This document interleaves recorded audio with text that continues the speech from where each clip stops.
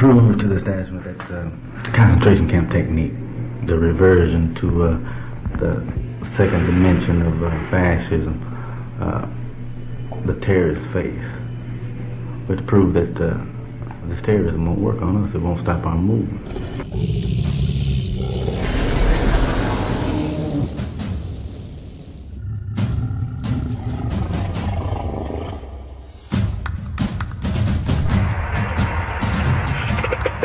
This is the BGF oath. Weusi Gaidi Jama, that means Black Guerrilla Family. If I should break my stride or falter at my comrade's side, this oath shall kill me. If my words should prove untrue, should I betray the chosen few, this oath shall kill me. Should I submit to greed or lust, should I betray the people's trust, this oath shall kill me. Should I grow lax in discipline, in time of strife refuse my hand, this oath shall kill me. Should I fear any man or be slow to take a stand, this oath shall kill me. Long live the spirit of George Lester Jackson and the guerrillas of Black August, Weusi Gaidi Jama.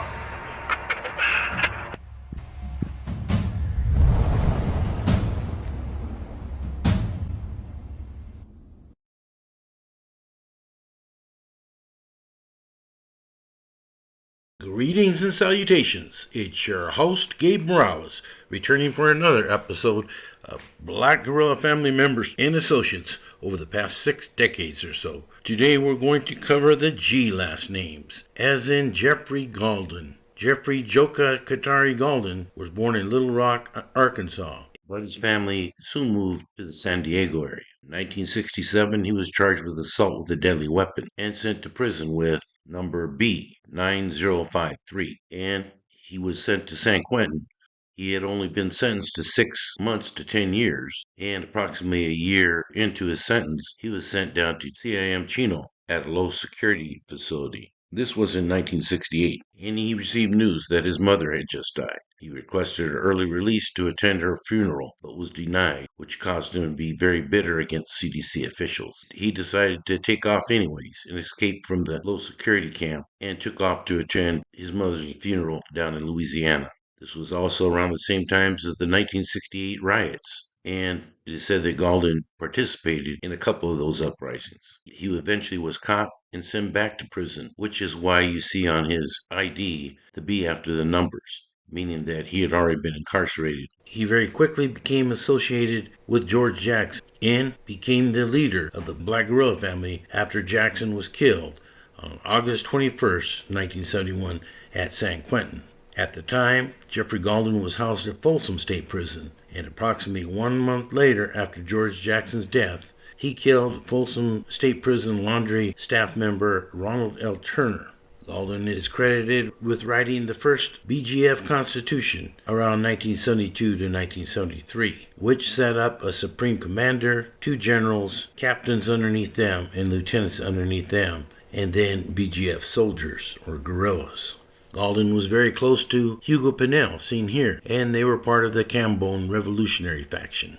Gaulden was later transferred to San Quentin Prison, where in August 1978 he hit a wall, injuring his head during a football game, and Black Guerrilla Family members state that he was denied medical attention by CDC. I've been told by several past BGF members that the 3-headed dragon represents George Jackson, Jonathan Jackson, and Jeffrey Khatari Gaulden. I'll also mention a James Gaulden, who was housed at Folsom Prison in 1984, whereby African and white prisoners were sent out to the 4A building exercise yard, which was the security housing unit. And according to the BGF, Haki Hodari Kambon, aka Edward Brooks, was stabbed 10 times by 2 assailants. During this same skirmish, inmates Ronald Jensen and James Gaulden were also victims of stabbing assaults. Brooks died of his injuries, Jensen stabbed after being stabbed 4 times, and Gaulden's injuries were minor. However, he later died of natural causes.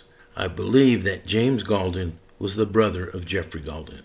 There's also another Gaulden here. I'm not sure if he's the son of James or Jeff, but he'd be about that age. And he was part of the Kumi 415, which I described in the last episode, started by Mousy Brown Fulgham at Folsom Prison in the 1980s. Here we can see he has the Kumi symbol on his back of the African nation and a Black Panther on his right shoulder. There's Tony T. Gibson, also called Temptation. I thought he also went by T-Bone, and is the one that I mistakenly thought of was the victim of Blinky Griffin at CIM in the early 1980s. Per past BGF inmate Kamasi Simmons, Temptation Tony was known for being well-built and well-dressed. He was known to be very aggressive, and was eventually transferred to Vacaville, California Medical Facility in the 1970s due to a medical condition and released.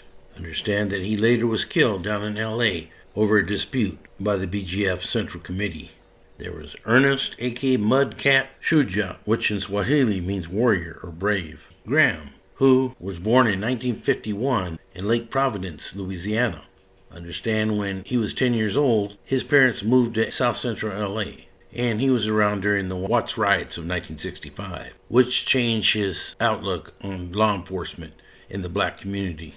At the age of 18, Graham received a life sentence for armed robbery. Around 1967, Graham was sent to CDC and was at Chino's when news of the Soledad incident involving 3 black prisoners being killed spread throughout the system. He later was sent to Soledad, where at first he joined forces with the black Muslims, but then later switched to supporting the black guerrilla family. He and BGF member Eugene Lateef Allen were accused of the 1973 murder of guard Jerry Sanders at DVI, and both were given the death penalty. It is said that Shujaa shouted in court after his sentencing, "Long live the guerrilla." Both Graham and Allen were sent to San Quentin's death row, and it is said that after the death of Geoffrey Khatari Gaulden, he became Supreme Commander, while Doc Holliday remained a general. I believe at that time, Fatih Carter moved up to the other general spot. It is stated that after Geoffrey Gaulden's death, Graham started the Black August Resistance, or the BAR. I've also heard it called Black August Remembrance, or the Black August Movement, BAM, but it's all basically the same thing. Graham was released from prison in 1981, and I understand wanted to take the BGF out to the streets, which many of the BGF still in prison were against. It is interesting to me because the Maryland BGF did exactly that. They spread their organization out to the street and seemed to be going stronger than the California BGF. When he was released, Shujaa continued to organize in the Bay Area, but met a lot of resistance from BGF, especially from the Oakland area. Many felt he should have gave up his spot at that time, as the BGF were started in prison, whereas other groups outside, like the Black Liberation Army and Black Panthers, were doing work on behalf of black radicals on the outside. In the very first episode, Under the A's, I mentioned an individual named Achille, who was a confidential informant of Sergeant Bill Hankins. Hankins had been reassigned from San Quentin to the Special Services Unit, and as you recall, Achille gave up information whereby the BGF were to assassinate 3 major state officials. Hankins then conducted surveillance on Shujaa Graham and 2 other individuals. Sergeant Hankins followed Shujaa Graham in Oakland, a BGF soldier named Josiri in Berkeley, and a BGF soldier named Yafeo in San Francisco. Intelligence found out where Shujaa was staying, and the Special Services Unit, including Hankins, conducted a raid on his house. My understanding is that Hankins had moved for Achille to get a release for his assistance in giving up this major information on the BGF. But apparently, CDC headquarters pulled that move after Hankins had it all worked out, which made him look really bad, and as far as he was concerned, lost credibility with his good reputation, and at that time, he decided to quit corrections. Eventually, Shujaa moved away from the Bay Area, and I understand got involved in landscaping, created his own business, and moved to Maryland, where he also was involved in community affairs. In 1999, Graham was invited to speak about his experiences on death row, and he can be seen in several videos. Take a moment to introduce myself. I'm Shujaa Graham. I was a prisoner in California, and we just recently looked at the film talking about the California prison history, which doesn't truly reflect all our history, because it just wasn't California history that George Jackson and we was involved in. It was a history of our movement. It was a history of the Black Panther Party. I went to prison at the age of 18 years old in 1969, and when I got out in 1982.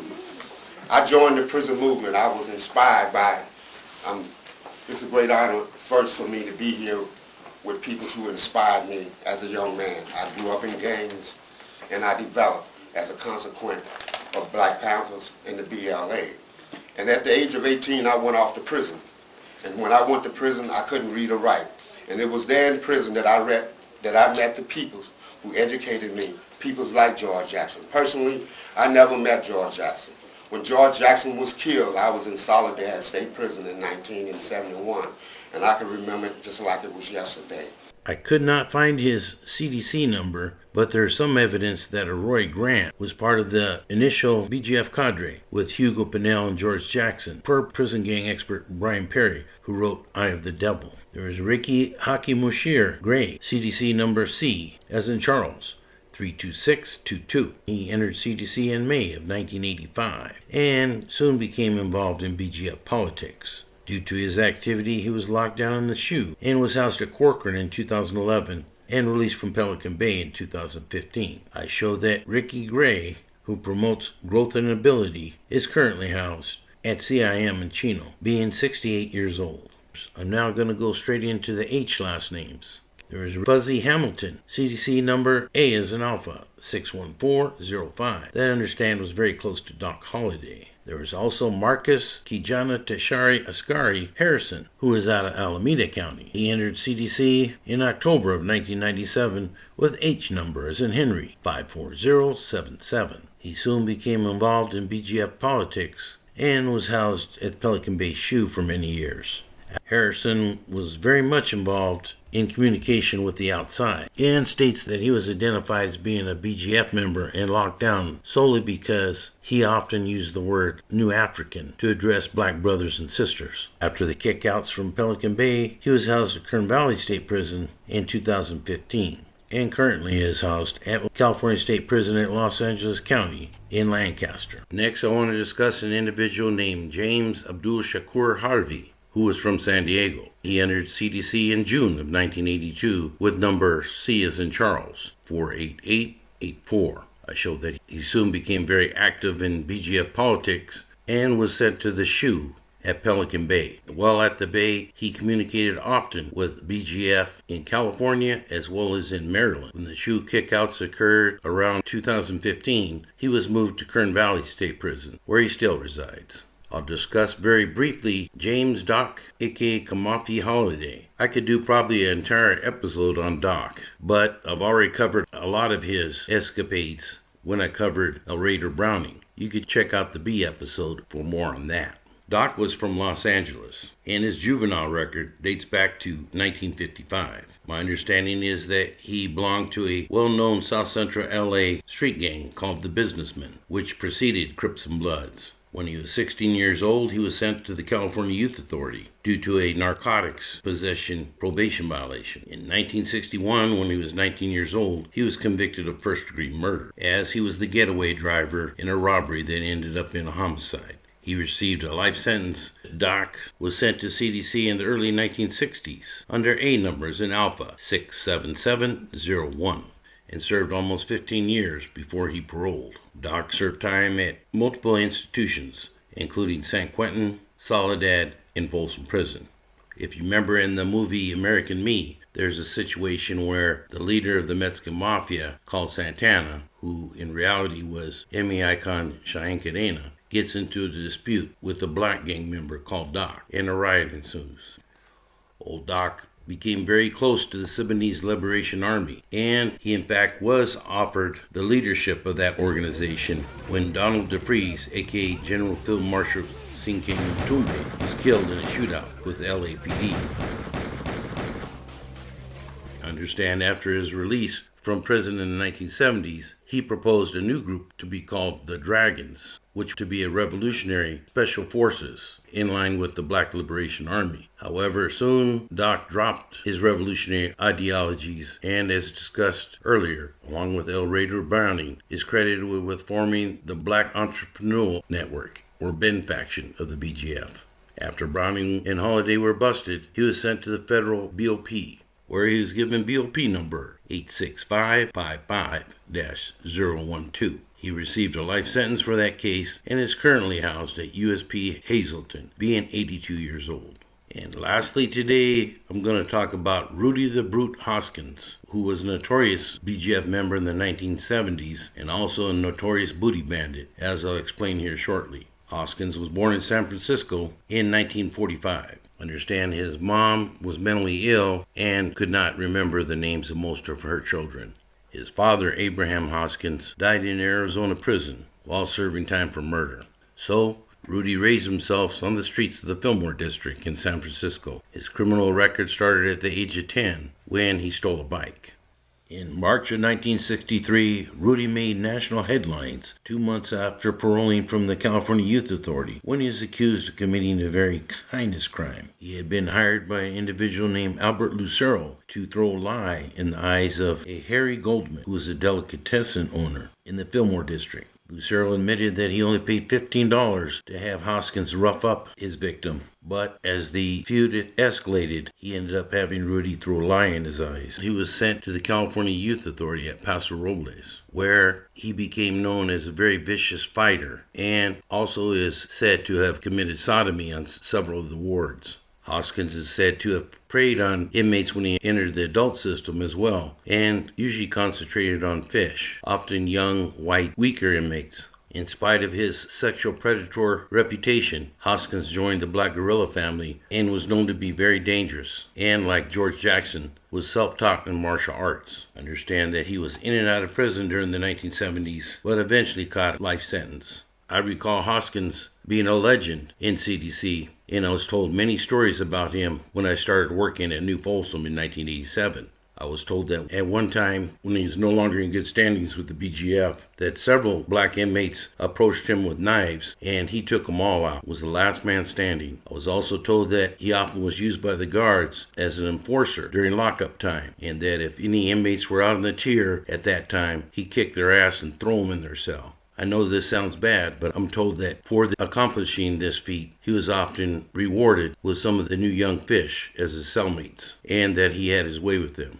I dealt with him in the late 1980s when I worked as a yard officer at New Folsom Prison Seat Facility. I recall one day when my supervisor, Jim Connors, pointed to an older black convict on the yard and said, "Hey, what is that guy doing wearing a hat on my yard?" I could see the convict sporting a straw hat, which if you look at some of the old pictures at Folsom Prison, many of the cons wore back in the day. But these hats were not listed as a canteen item or authorized in New Folsom, nor were colored bandanas like you see in many of the old CDC photos. Only beanies were sold at the yard commissary for head attire, although black inmates often did make night stockings to keep their hair down, and nobody sweated those. So I walked up to this individual and saw that it was Hoskins, and very quickly I recalled his dangerous reputation. At the time I knew him, I'd say he was around 50 years old, but his body was chiseled like a 21-year-old athlete. And like I said, even though he was a BGF dropout, nobody messed with him on the yard. Not the blacks, not the whites, not the Mexicans, nobody. So I asked him, "Rudy, what are you doing with that hat?" "Oh, Morales, I brought it with me when I came over. I paid for it at y'all's store." I thought, okay, good enough answer for me, so I returned back to my observation position on the yard. Sergeant Connors then came over to me and asked, "So what happened?" I told him Rudy's explanation, and he told me, "I meant for you to take it from him, not to hear his weak excuse. Why didn't you take it?" At that point, I felt more than just a little embarrassed and shrugged my shoulders, stating, "I don't know." He then stormed over to Rudy's position, and I tried to follow him closely, but he was practically running. Sergeant Connors was white and only stood about 5'4". I'd say probably only weighed about a little over 150 pounds, but he was a tough bulldog. He had been shot in the leg years earlier at Soledad Prison during the inmate fight when he tried to break it up. He then snatched the hat off of Rudy's head as I stood right next to him, and I recall how the situation was very tense. I recall looking up at the yard gunner and hoping that I would not be shot in the leg, or worse, like the Sarge was, if Rudy unleashed his fury upon us.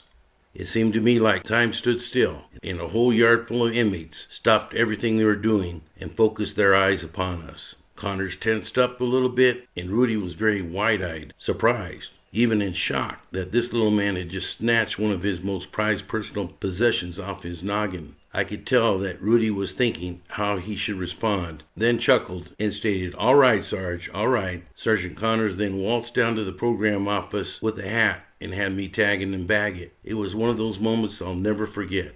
Anyways, not long after I saw Rudy sitting on one of the cement picnic tables with about 6 to 7 northern structure Mexicans around him listening to him speak. And I remember thinking that was kind of odd. Later, intelligence discovered that he was acting as a maestro, which is a teacher to them. I recall thinking, yeah, right, probably grooming one of them to be his next victim. I was also told by a CO that worked at San Quentin that Rudy was sent there after New Folsom, and he carried on his banditry, but soon caught AIDS. And that's all I have for the G and H last names. I hope you learned something new and continue watching this series. For now, this is Gabe Morales signing off for Gangsters, Cops, and Politicians.